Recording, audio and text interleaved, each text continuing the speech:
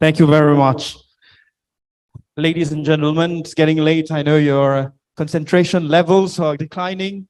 It's the last panel for the day, and we'll try to keep it short, engaging, and exciting because we're tackling a very exciting subject, aren't we, guys? So welcome to this final panel. How many parents do we have in the room? Show of hands, parents, young kids. Does Roblox ring a bell? Right? Does it? Do you know how much money I'm spending on Roblox? Well, Roblox was actually my first encounter as a parent of a young kid with Minecraft. I know, with the Metaverse. And I mean, it's been like 4, 5, or 6 years since then, and how things have evolved. So let us jump right in on the subject, guys. So the panelists have been introduced. We have with us Dr. Jane Thomason, who's the interim chair of the World Metaverse Council. We have a good friend, Steve Good, who's the co-founder of DreamQuest. And hopefully we should have online Tadej, Slapnik, and Loretta Joseph. I'm not sure if they've joined yet. So let's see if they join in. Right. So Jane, my first question goes to you. Thank you for coming all the way to Mauritius for this exciting event. I've had the opportunity to meet you the first time in Dubai, one of the conferences, and we're very, very happy to have you here. So how has the idea of an immersive platform like the Metaverse evolved so rapidly from, as I've introduced, essentially a world of fantasy like Roblox into a virtual platform of such an innovative nature with far-reaching consequences for businesses and for our daily lives? Well, look, I think people have been working on this for a very long time. It was really Mark Zuckerberg making his announcement in October a year ago, saying that he was changing Facebook to Meta. Then everyone got very excited about it. All the investors sort of ran around and hyped it up and estimated it would be a $13 trillion economy by 2030. And then we went from, because every month I try and update my speech on how many companies are working on metaverses. And I think today I said 600. You know, 2 months ago, I would have said 100, and I'm sure by now it's probably closer to 1,000. So there's a lot of hype, there's a lot of excitement, but the different elements of the metaverse, AR, VR, AI, blockchain, token economies, Web3, people have been working on for years. Now, we are joined by Tadej online. Hi, Tadej, how are you? Hello, greetings to Mauritius. You're joining from Tanzania, right? Yes, from Tanzania. Hello. So we've already introduced the subject while you were joining. Tadej, tell us, the Metaverse, disruption is the word that comes to my mind when I think of such an innovative platform with immersive sort of characteristics that transcends us and takes us to a sort of a parallel world. So how do you foresee this technology transforming industries such as retail, entertainment, education, and so much more? Well, I agree with you. Definitely a disruption. Why? Because actually Metaverse is changing two-dimensional internet into the three-dimensional. As we know, until recently, we were consuming internet in 2D version. Imagine now with the 3D version of it, how immersive is becoming. And actually, yes, the parallel three-dimensional world is being built in various metaverse projects globally. And this, of course, gives a lot of opportunities to many companies. You mentioned retail, for example. We can see already the early runners, companies who are using the benefit of Metaverse to completely changing their marketing approaches. not anymore presenting through two-dimensional web presentations, but preparing immersive 3D presentation of their products, of their services, but not just retail. For example, the serious production companies that they are developing the digital twins, not just technical part of digital twins, but also the one to present, for example, the cars that they are producing. It's really, really interesting, a lot of potentials that we see. To conclude to your question, I think that many new business models will arise, especially with the combination of Metaverse solution and Web3, because and also AI now being implemented into the Metaverse, we can see a completely new future, really exciting. Let's talk a bit more about how the Metaverse can disrupt traditional business models. Steve, you are practically a living example of how you've been able to leverage to enhance your business platforms. Tell us a little bit more about your experience. Well, it's interesting because when the word Metaverse first came out, I thought, isn't that just what open world games are? And are we just reinventing a term? Or are we looking at something different, as Jane talked about in your presentation? And I have one of my friends has a company that does virtual reality medical training, and they're doing extremely well. It's a UK, US company, incredible.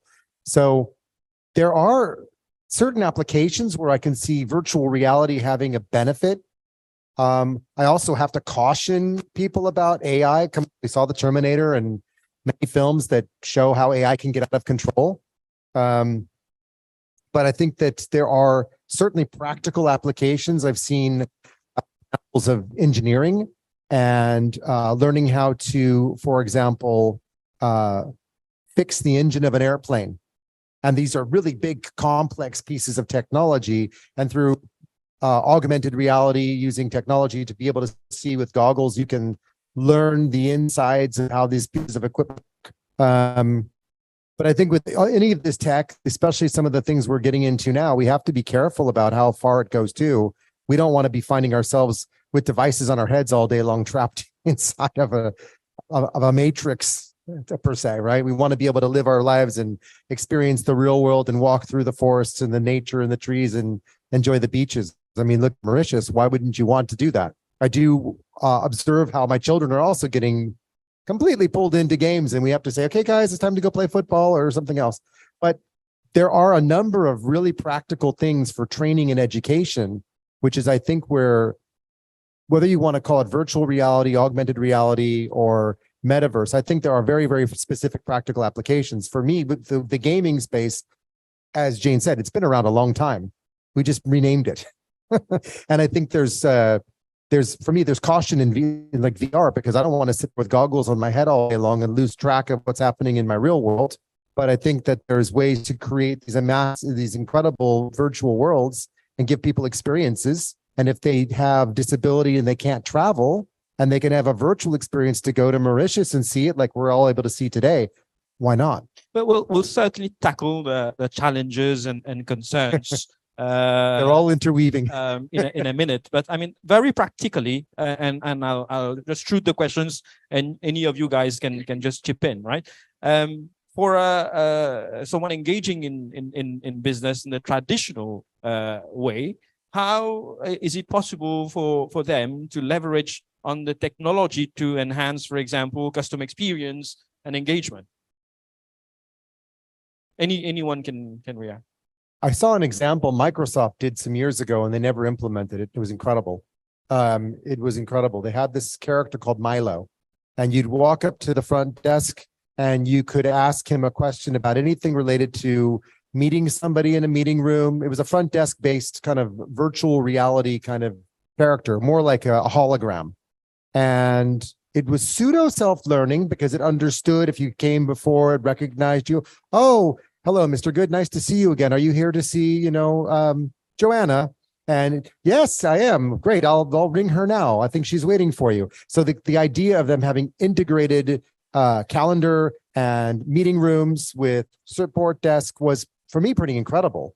They never implemented it though. They never rolled it out, but I saw this I guess maybe 15 years ago, and it was incredible tech. So that for me, that's the kind of thing I want to see more of, is that kind of practical application, not because I want to put front desk people out of work, but because I want the efficiency of not standing there and them calling and they don't know what's going on and they don't know what room you're in. And it should be much more efficient than that. And sometimes it's just little things like that that makes the best experience for when you visit a company and you have a good positive experience when you visit. Yeah, you mentioned the ability to visit a destination through the metaverse. I mean, obviously, we've all read about this. So Jane, the metaverse has this ability to bridge geographical barriers and connect individuals globally. Now, how can businesses leverage this connectivity to expand their markets and obviously reach new customers?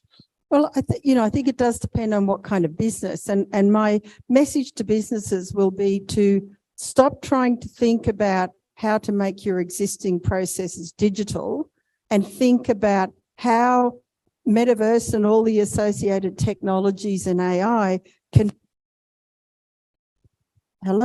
transform what you do and how you do it. And I'm just going to give you a medical example, because this is my field.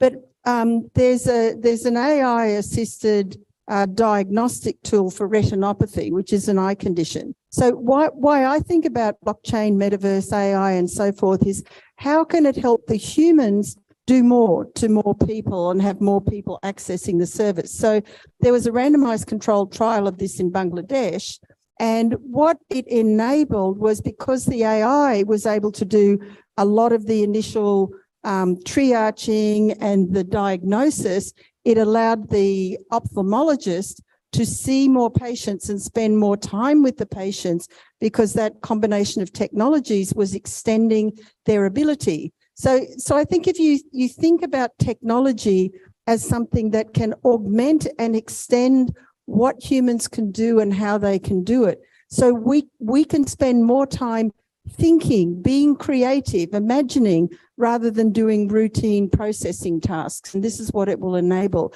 So I think if businesses think differently and try and reimagine their future with technology as an incredible tool, then, I think that can change things. And I'd love you to give some time for Tadej, because he took me to some incredible immersive training environments in Slovenia that honestly blew my mind, that could be accessible to anyone, anywhere. So I'd just like to ask him to say something. Great, chip in, Tadej. I mean, obviously, it's just not just a fashionable word nowadays, the metaverse, right?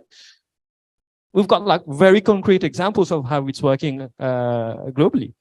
Yeah, definitely. I would like to share with you what our colleagues from Velenje, a small city in Slovenia, are working now for years, where they're utilizing not just XR technologies, but also AI and others in practical way to teach children on completely different way that we used to teach them until now. Much more immersive, much more interesting, much more in line in the 21st century.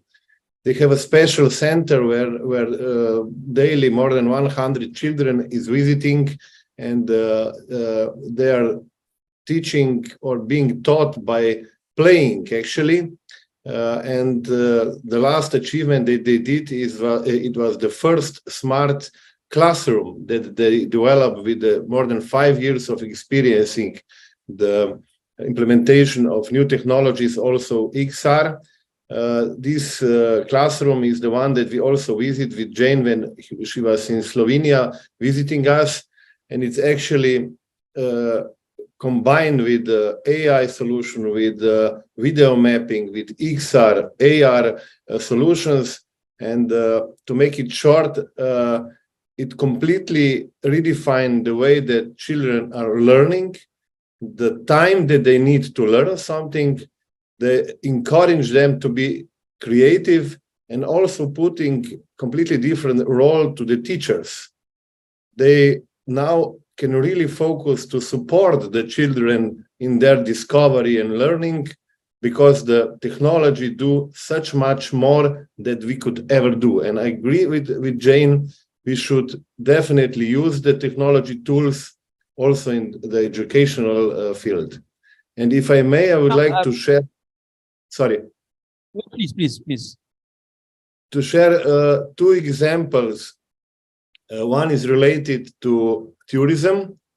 We also we always are getting the reactions from the colleagues from tourism sector. Oh, what you are doing? Actually, you are trying to replicate and pull our potential customers to this imaginary world. But for example, in Slovenia, we have one of the most important touristical attraction. It's Postojna Cave, that it's open, of course, each day in the week, some 12 hours per day, and that have maximum capacity to have 20, I don't know, 1,000 visitors per month, not anymore. And of course, the manager is aware that using the Metaverse, making digital twin of the Postojna Cave, he and they with their company would enable much more people to visit, of course, in extended reality, in VR, to interact and to give opportunity to much more tourists. And this is also, of course, business opportunity. Second, let's say, good practice I'm getting from Belgrade, where we were this week now on the Tomorrow conference, where a team of All Art, together with the Nikola Tesla Institute, are actually already delivering the Nikola Tesla in virtual space using ChatGPT to power him, not just to having lectures in the Metaverse, but also to answer the questions, to interact. And it's really unbelievable how a lot of potential we are already seeing being implemented on the fields of tourism, in the fields of, let's say, museums also, and also in everyday businesses. Right. I'll have two last questions, and then we'll see if the declining audience has any questions for our panelists. Just rapidly, you mentioned the challenges associated with such a disruptive technology chain. What are those challenges, and are there any concerns? Look, I think there's heaps of challenges, and probably you can talk about some of the infrastructural challenges that still haven't been solved, and you touched on them a little bit this morning. I think some of the challenges, and I mentioned them in my talk earlier, is some of the issues about privacy, data security, intellectual property rights in virtual worlds, children in virtual worlds, consumer protection in virtual worlds. I was actually thinking when the guy was doing his talk about wills and so forth. So like if my avatar's wandering around in a virtual world and I die, then what do we do? Like, does it keep on walking around and doing things forever? Or that's actually a very good question. Yeah, exactly. So I think that there's more questions than answers, but point of what we're trying to do with World Metaverse Council is pose those questions, and to the extent that we can, come up with the answers. But I've got to tell you, I've been inundated by legal panels over the last 6 months. So I think the lawyers are going to make a field day out of figuring out all the new laws in the metaverse. Well, actually, I'm trying. Okay. So guys, where do we go from here? Do we like wake up tomorrow and grab our virtual reality mask and set our avatar to go to work in our place? I was joking with Jane. I was joking with Jane over coffee, and I said, "Is it your avatar?" Hello. Is it your avatar or your clone I'm talking to now? The joke doesn't go very well in the mic, does it? But I mean, it's kind of a weird thing. Like, are we in the Matrix here, and then the reality is in our dreams? Oh, that's kind of alluding to something, isn't it?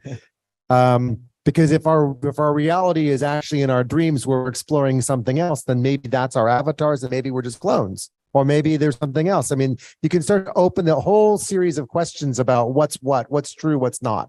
So I'm with you, Jane, on this. I don't like the idea of my avatar running around freely. I should think that when I'm in there, I control it. And when I'm not there, it just stops functioning. And if you're not using it for a period of time, it might just get archived. I hope you're real, though. You seem to be. Right. So let's get some real questions from our real audience.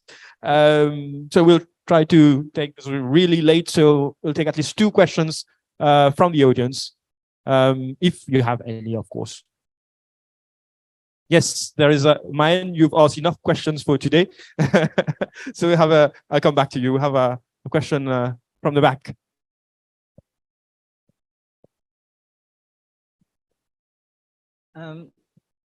Hi, I'm Cheryl Lingachetti. I'm actually a XR enthusiast. I've been in VR, I've been using a VR headset since 2020 when we had the lockdown. So I'm quite experienced with the VR and XR universe. I wanted to know, like, we've seen movies like Blade Runner, like a very dystopian future where privacy is almost inexistent.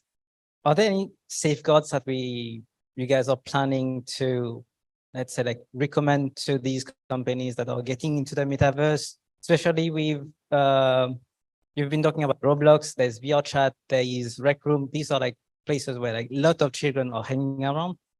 I've made a lot of friends over the world. I've been doing also like exercise through the VR because we had lockdown, we couldn't go to the gym. And like, I want to know about like privacy and how we are going to be moving on in the future. Thank you. Very good question, actually, because I think my kid might be running around the metaverse while we're talking. Anyone wants to take it? I mean, privacy is a huge thing, right? I don't think that's about metaverse. I think it's about we need to own our data. Full stop. I think blockchain has been a massive enabler for that. And we've seen exposure of people like Facebook or many other companies that just seem to somehow have lost our data, sold it off, or got hacked. And then our data is exposed. Our passwords are exposed. I think that this is like a wake-up call for all of us, that to be owning our data, controlling our data, and choosing who gets to see our data. It's not the doctor that gets my data. It's me that should have my data, and I choose whether the doctor gets to see it, not the other way around. I can tell you I've gone to cases where I've asked for a doctor to give me some information, and they've said, no, you don't need to know that because it's information that you won't understand. And if you Google it, it'll confuse you. And I said, well, it's my data. It's my body. So I think that we really need to look at, is blockchain transforming just technology, or is it also awakening us to the possibilities of we should have the ability to own and control our data? And yes, privacy is a huge issue. I've had a number of issues with it because of being in blockchain since 2016. Hacks, scams, attacks. It's just part of being in the space in the early stages. Doesn't happen now. It happened in the early days. But for me, I feel like it's a really important thing we need to be constantly vigilant about. Careful with our emails, careful with spams that are being sent to us saying, hey, you've lost your MetaMask account. Click here to get re-enabled. Oh my God, the biggest scam ever. But that's how they get your data. So it's up to each of us individually to take that ownership. It's not a company that can protect us. We need to stop looking for a savior, because the only people that can save us is ourselves. That's my only answer to privacy, because that's the only way to do it, is we have to own it. Children, we need to be responsible for looking after our own kids. 100%. If you're a parent and you're letting your kids run around freely in these metaverses and playing online games and chatting with people and you don't know who they're chatting with, that's the responsibility of a parent. And unfortunately, there is a lot of bad stuff going on with kids. We just have to be responsible. Thank you. Mahen. Thank you, Nilen. Just one final question. I promise I'll shut up after that.